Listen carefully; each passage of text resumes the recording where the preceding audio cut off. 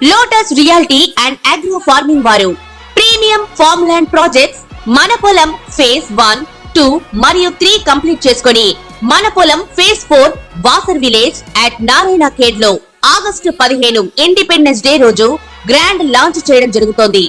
Launching మరియు independence day సందర్భంగా 5 guntas land out rate లో బుక్ చేసుకున్న వారికి 1,50,000 రూపాయల డిస్కౌంట్ తో పాటు 2 గ్రాముల గోల్డ్ ఫ్రీగా ఇస్తున్నారు. పూర్తి వివరాలకు సంప్రదించండి. భక్తి దేవరాయ ఛానల్ ప్రేక్షకులకి నమస్కారం. ఈ సెప్టెంబర్ నెల మాస ఫలితాలు నేను ఇప్పుడు చెప్పబోతున్నాను. సెప్టెంబర్ నెలలో 7వ తారీఖు నుంచి గణపతి నవరాత్రులు ప్రారంభం అవుతున్నాయి. భాద్రపద మాసం సెప్టెంబరు 4వ తారీఖు నుంచి ప్రారంభమవుతుంది. సెప్టెంబర్ నెలలో గణపతి ఉత్సవాలు జరుగుతున్నాయి కనుక అందరూ గణపతిని ప్రార్థించి తమ కోరికలు నెరవేర్చుకునేలాగా గణపతిని ప్రార్థించి పూజలు చేస్తారని ఆశిస్తున్నాము. ముందుగా ఓం శ్రీ మహాగణాధిపతియే నమః, ఓం శ్రీ మాత్రే నమః. ద్వాదశ రాశులకి సెప్టెంబర్ నెల ఎలా ఉంటుంది, ఏ దేవతను పూజించాలి, వారికి అనుకూలమైన రోజులు ఏమి, ప్రతికూలమైన రోజులు ఏమిటి, గణపతి నవరాత్రుల్లో ఏ గణపతిని వారు పూజించితే వారు అభివృద్ధిలోకి వస్తారు అనే విషయాలు నేను ఇప్పుడు చెప్పదలుచుకున్నాను. తదుపరి కన్యారాశి. కన్యారాశికి అధిపతి బుధుడు. కన్యారాశిలో ఉత్తర 2, 3, 4 పాదాలు, హస్త 4 పాదాలు, చిత్త 1, 2 పాదాలు ఉంటాయి. కన్యారాశి వారికి ఈ మాసంలో అనుకూలత తక్కువనే చెప్పవచ్చు.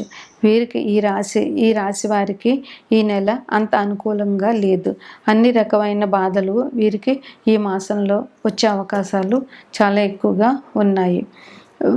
ఏ విషయంలో అయినా కూడా వీరికి కలిసి వచ్చే అవకాశం చాలా తక్కువగా ఉంది.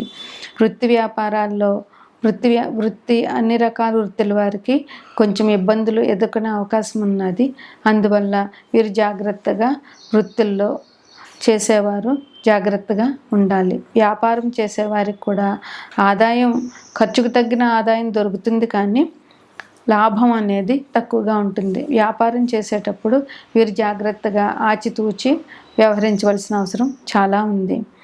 ఆదాయం ధనం చేతికి దొరుకుతుంది, కానీ ఎక్కువగా లాభాలు వచ్చేంత ధనం దొరకదు.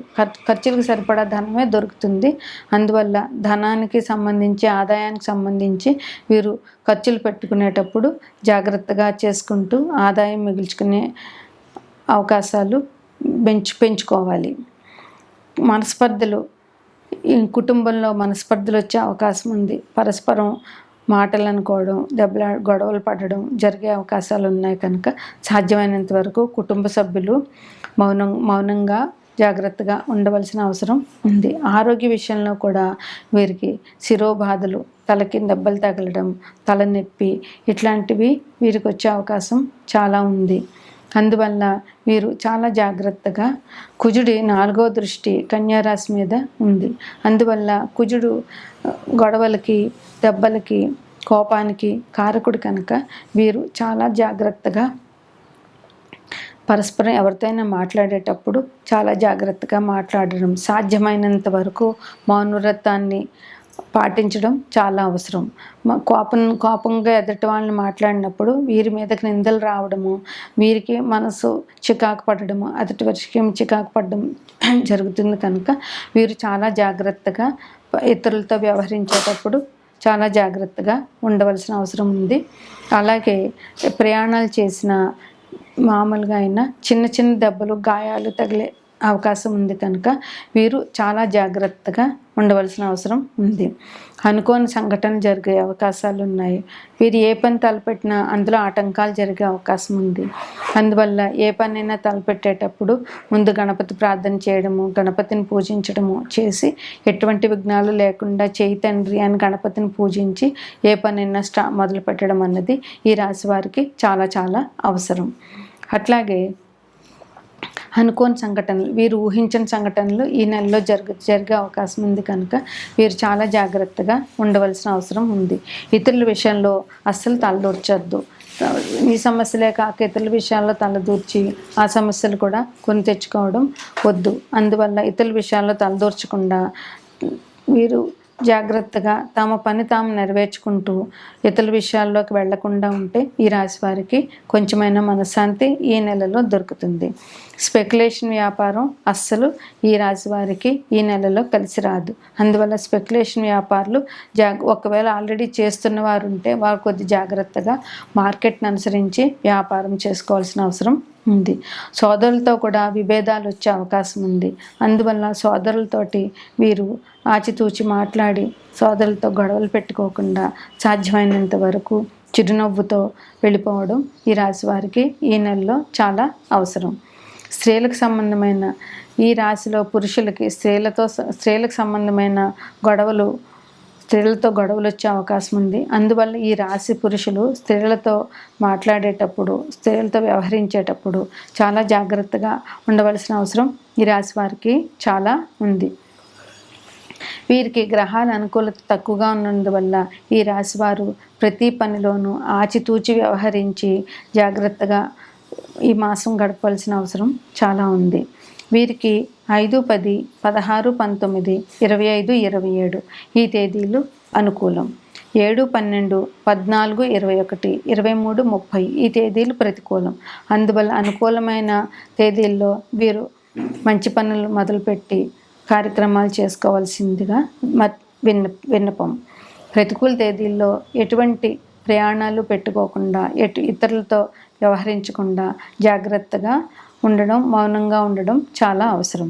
వీరికి లాభం వస్తుంది, నష్టము వస్తుంది. అందువల్ల వృత్తి వ్యాపారాలు చేసేటప్పుడు కొంచెం జాగ్రత్తగా ఉండాలి. సుబ్రహ్మణ్యేశ్వరుడి స్వామికి పూజలు వీరికి చాలా అవసరం ఈ నెలలో. అందువల్ల సుబ్రహ్మణ్యేశ్వరుడి దర్శనం, సుబ్రహ్మణ్యేశ్వరునికి పూజలు చేయడం ఈ రాశి వారికి చాలా అవసరం. జంటనాగులకి పాలతో అభిషేకం చేయడము, జంటనాగుల తోక దగ్గర బెల్లం నైవేద్యం పెట్టడము, సుబ్రహ్మణ్యేశ్వర స్వామి అష్టకం, సుబ్రహ్మణ్య భుజంగ స్తోత్రం చదవడం ఈ రాశి వారికి చాలా అనుకూలం. ఈ సెప్టెంబర్ 7వ తారీఖు నుంచి గణపతి నవరాత్రులు ప్రారంభమవుతున్నాయి కనుక ఈ కన్యా రాశి వారు ఆకుపచ్చ రంగు లక్ష్మీ గణపతిని పూజించి మూంగ్ దాల్ లడ్డూలు, ఎండు ద్రాక్ష పళ్ళు నైవేద్యం పెట్టి గణపతి అనుగ్రహానికి పాత్రలు అవ్వగలరని కోరుకుంటున్నాం. భక్తి దేవరాయ ఛానల్ ప్రేక్షకులకి గణపతి నవరాత్రి శుభాకాంక్షలు. మనకి శ్రావణ మాసం వెళ్ళిపోయేది. భాద్రపద మాసం సెప్టెంబర్ 4వ తారీఖు నుంచి మొదలవుతుంది. సెప్టెంబర్ 7వ తారీఖు నుంచి గణపతి నవరాత్రులు ప్రారంభం అవుతాయి. తెలుగు మాసాలలో 7వ మాసం భాద్రపద మాసం. ఈ భాద్రపద మాసం అనగానే మనకి గుర్తొచ్చేది రెండు విషయాలు. ఒకటి గణపతి నవరాత్రులు, 2 మహాలయ పక్షాలు. గణపతి నవరాత్రులు అన్ని కులమత వర్ణభేదం లేకుండా అందరూ గణపతి నవరాత్రులు చేస్తారు. అది ఎవరింట్లో వారు. కొన్ని పండుగలు ఇప్పుడు సంక్రాంతి, దీపావళి ఇట్లాంటివి ఎవరింట్లో వాళ్ళు చేసుకుంటారు. అయితే గణపతి నవరాత్రులు ఒకటి, దేవి నవరాత్రులు ఒకటి ఎవరింట్లో వాళ్ళు చేసుకుంటూ మళ్ళీ వారి కాలనీలో వారి దగ్గర కొంతమంది కుటుంబ సభ్యులు కలిసి విగ్రహాన్ని నిలుపుకొని పూజలు చేస్తారు. ఇది చాలా సంతోషకరమైన విషయం. ఇట్లాగా పందిట్లో గణపతిని నిలిపి పూజ చేయడం వల్ల ఆ కాలనీ వాసులందరికీ కూడా సుఖ సౌఖ్యాలు లభిస్తాయని అందరి విశ్వాసం. అంతేకాకుండా మన కోసం మనం చేయడం కంటే ఇలాగ 10 మంది కలిసి చేసుకోవడం వల్ల మన సుఖంతో పాటు 10 మంది అభివృద్ధిని, మన కాలనీ అభివృద్ధిని, కాలనీలో ఉన్న జనాలందరికీ సుఖ సంతోషాలు కలగాలని పూజించడం వల్ల అది అందరికీ చాలా మంచి జరుగుతుంది. ఎప్పుడూ కూడా పూజ చేసేటప్పుడు మనం చెప్పవలసింది ఏంటంటే మన సుఖం మనదే కాకుండా లోక సమస్త సుఖినో భవంతు అని చెప్పాలి. ఎందుకంటే లోకంలో జనులందరూ సుఖంగా ఉండాలి. మన ఇరుగు పొరుగు సుఖంగా ఉంటేనే మనం సుఖంగా ఉండగలుగుతాం. ఇరుగు పొరుగు కష్టపడుతుంటే వారి సహాయ సహకారాలు లేకపోతే ఏ వ్యక్తి కూడా ఏమీ చేయలేడు. అందువల్ల ఇట్లా పండుగలు ఇలాగ 10 మందితో చేసుకోవడం అన్నది చాలా మంచిది. అదే ఇక్కడ వర్ణభేదాలు ఏమీ లేవు. అన్ని వర్ణాల వారు కలిసి పండుగ చేసుకుంటారు. అలాగే అన్ని వర్ణాల వారు తమకు తోచిన ప్రసాదాలు తీసుకొచ్చి గణపతికి నివేదన చేసి పూజ అయినాక పరస్పరం ఒకరికొకరు అందరూ ఆ ప్రసాదాన్ని తీసుకుంటారు. అందువల్ల అందరికీ సహకారం ఉంటుంది, ఒకరి మీద ఒకరికి అభిమానం పెరుగుతుంది. ఇలా చేసుకోవడం వల్ల ఆ కాలనీ అభివృద్ధి కూడా చెందుతుంది. అలాగే గణపతి పూజలో ముఖ్యమైనది ఏంటంటే గణపతి శుద్ధ చవితి రోజుని గణపతి పూజ చేస్తారు. ముందుగా గణపతి విగ్రహాన్ని తీసుకొచ్చి గణపతికి పందిరి వేసి వీలైనంతలో పందిరి వేసి పూజ చేస్తారు. గణపతి మామూలుగా ముందు పసుపు గణపతిని పూజించాలి, తరువాత విగ్రహానికి పూజ చేయాలి. గణపతి పూజలో ముఖ్యమైనది పత్రి పూజ. పత్రి పూజ అంటే అసలు వర్షాకాలంలో ఎండాకాలం వెళ్ళిపోయి వర్షాకాలం వస్తే ప్రజలందరికీ కూడా ఆరోగ్యపరమైన ఇబ్బందులు చాలా ఎదుర్కోవాల్సి వస్తుంది. అందువల్ల ఈ పత్రి పూజలో అన్ని పత్రులు మనం గణపతికి చూసే పూజ పత్రులన్నీ కూడా ఆరోగ్యానికి సంబంధించినవే. అందువల్ల ఈ పత్రి పూజ చేయడం వల్ల ప్రజలందరికీ ఆరోగ్యం రావాలి అనేదే గణపతి ఉద్దేశం. అందువల్లే ఈ పత్రి పూజని గణపతికి చేస్తారు. అట్లాగే పత్రి పూజ అయినాక గరిక పూజ. గణపతికి గరిక పూజ చాలా విశేషం. రోజు ఇంట్లో గణపతికి గరికతో పూజించినా కూడా చాలా విశేషమైన ఫలితాలు పొందుతారు. అందువల్ల గరిక పూజ గణపతికి చాలా ముఖ్యమైనది. అట్లాగే పందిట్లో గణపతిని ప్రతిష్ఠించినప్పుడు అది 5 రోజులు కొంతమంది మన శక్తి కొలది, 5 రోజులు కొంతమంది, 7 రోజులు, 9 రోజులు, 11వ రోజు అన్ని రోజులు ఉంచుతారు గణపతికి. ఈ అన్ని రోజులు కూడా ఉదయం సాయంత్రం గణపతికి పూజ చేసి తగిన వాళ్ళకి శక్తి అనుసారం గణపతికి నివేదన చేస్తారు. 11వ రోజున గణపతి నిమజ్జనానికి గణపతి నిమజ్జనానికి వెళ్ళేటప్పుడు శక్తి కొలది అన్నదానం చేస్తారు. దానివల్ల పేద బిక్కి ఏమి ఇంట్లో పూజ చేసుకోలేని వాళ్ళు, అనాథలు, ఇట్లాంటి వాళ్ళందరూ కూడా ఈ పందిట్లోకి వచ్చి గణపతిని చూసుకుని గణపతి ప్రసాదం అన్నదానం తిని వాళ్ళు సుఖంగా ఉంటారు. 10 మందికి అన్నదానం చేసినందువల్ల ఆ కాలనీ వాసులందరికీ కూడా అభివృద్ధి ఉంటుంది. అన్నదానం మించిన దానం ప్రపంచంలో లేదు. అందువల్ల అన్నదానం చేయడం అన్నది అనాదిగా వస్తున్న ఆచారం. అన్నదానం చేసి గణపతిని తీసుకెళ్ళి నీటిలో కలిపేస్తారు. అది ఈ గణపతి విశిష్ట పూజ. అట్లాగే అందరూ పందిట్లో 7 రోజులు, ఎన్ని రోజులు గణపతి నుంచితే అన్ని రోజులు సాంస్కృతిక కార్యక్రమాలు చేస్తారు. పూర్వం అయితే బుర్రకథలని, హరికథలని, ఇట్లాంటివి నాటకాలు ఇట్లాంటివన్నీ చేసేవారు.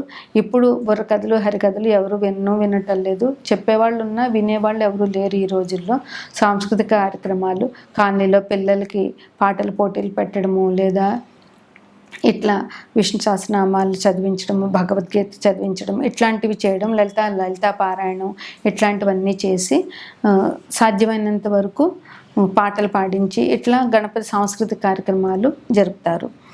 అన్నదానాలు ఈ 10 రోజులు అందరూ కాలనీ నివాసులు అందరూ ఒక చోట గుమ్ముకూడి ఆనందంగా వినోదంగా గడుపుతారు.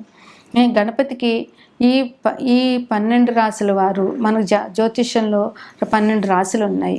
అవి వరుసగా మేషం, వృషభం, మిథునం, కర్కాటకం, సింహం, కన్య, తుల, వృశ్చికం, ధనస్సు, మకరం, కుంభం, మీనం. ఈ 12 రాశుల వారు ఏ రాశి వారు ఏ గణపతిని పూజించాలి, ఏ రాశి వారు ఏ రకమైన నివేదన చేయాలి అనేది చూస్తే మేషరాశి వారు ఎరుపు రంగు వక్రతుండ గణపతిని పూజించాలి. వీరు శనగపిండి, బెల్లంతో చేసిన శనగపిండి లడ్డూని నైవేద్యం చేయాలి. 2వ రాశి వృషభ రాశి. వీరు సిద్ధి వినాయకుడిని, నీలిరంగు సిద్ధి వినాయకుడిని పూజించాలి. వీరు కొబ్బరి లడ్డూని, చక్కెరతో చేసిన కొబ్బరి లడ్డూని నివేదన చేయాలి. మిథున రాశి వారు లక్ష్మీ గణపతిని పూజ చేయాలి. వీరు పెసర లడ్డూని గణపతికి నివేదన చేయాలి. కర్కాటక రాశి వారు వక్రతుండ గణపతిని, తెల్ల రంగు వక్రతుండ గణపతిని పూజించాలి. వీరు పాలతో చేసిన అన్నం పాయసం గణపతికి నివేదన చేయాలి. సింహరాశి వారు లక్ష్మీ గణపతిని పూజించాలి. లక్ష్మీదేవితో కూడిన గణపతిని పూజించాలి. వీరు మోతీచూర్ రెడ్డిని నివేదన చేయాలి. కన్యారాశి వారు ఆకుపచ్చ రంగు గణపతిని పూజించాలి. వీరు పెసరతో చేసిన లడ్డూని, ఎండు ద్రాక్ష ఫలాన్ని గణపతికి నివేదన చేయాలి. తులారాశి వారు వక్రతుండ గణపతిని తెలుపు వక్రతుండ గణపతిని పూజించాలి. వీరు కొబ్బరికాయ, అరటిపండు, కొబ్బరి లడ్డు నివేదన చేయాలి. వృశ్చిక రాశి వారు శ్వేతార్క గణపతిని పూజించాలి. వీరు బెల్లం లడ్డు, ఎండు ఖర్జూరాలు గణపతికి నివేదన చేయాలి. ధనుసు రాశి వారు పసుపు రంగు గణపతిని పూజించాలి. అరటి పండ్లు, శనగపిండి లడ్డు గణపతికి నివేదన చేయాలి. మకర రాశి వారు శక్తి గణపతిని పూజించాలి. నీలిరంగు శక్తి గణపతిని పూజించాలి. వీరు నువ్వులతో చేసిన లడ్డూని దేవునికి నివేదన చేయాలి. కుంభరాశి వారు నీలిరంగు శక్తుల గణపతిని పూజించాలి. వీరు సున్నుండలు కానీ లేదా బెల్లం లడ్డూలు కానీ గణపతికి నివేదన చేయాలి. మేనరాశి వారు పసుపు రంగు గణపతిని పూజించాలి. వీరు బేసిన్ లడ్డు, అరటిపండు గణపతికి నివేదన చేయాలి. 11 రోజులు అయిపోయినాక గణపతిని నిమజ్జనం చేసేటప్పుడు అన్నదానం చేసి పుట్టి కొట్టి అందరూ సరదాగా హల్దీ ఆడుకుని అప్పుడు గణపతిని నిమజ్జనానికి పంపిస్తారు. గణపతి నిమజ్జనం జరుగుతున్నంతసేపు కూడా గణపతి అందరి కాలనీలో ఊరేగిస్తారు. ఊరేగించినప్పుడు గణపతికి ధూపదీప నైవేద్యాలు సమర్పించి కొబ్బరికాయ, అరటిపళ్ళు, శక్తి కొలది సమర్పించి గణపతి ప్రసాదాన్ని తీసుకుని గణపతిని సాగనంపడం మన ఆచారం. ఇది అన్ని పండుగల్లో చాలా శ్రేష్టమైనది. ఏ పూజ చేయాలన్నా మనం ముందు గణపతిని పూజించాలి. మనకి ఏ విఘ్నాలు లేకుండా మన కార్యక్రమం జరగాలంటే, ఉదాహరణకి ఒక నామకరణం, ఒక పెళ్ళి, ఒక గృహప్రవేశం, ఏదైనా చిన్నది ఏదైనా, ఈవెన్ దేవి నవరాత్రుల ముందు కూడా ముందు పసుపు గణపతిని పూజించే గణపతిని పూజిస్తాం. ఆఖరికి గణపతి పూజకు కూడా ముందు పసుపు గణపతిని పూజించే గణపతిని పూజిస్తాం. అందువల్ల దేనికైనా అన్ని విఘ్నాలకి నాయకుడు ఈయన కనుక ముందు గణపతిని పూజించితే మనం ఏ కార్యక్రమం తలపెట్టినా, ఏ పని చేసినా ఎటువంటి విఘ్నాలు లేకుండా ఆయన మనని అనుగ్రహిస్తారు. అందువల్ల గణపతి పూజ సర్వశ్రేష్టం.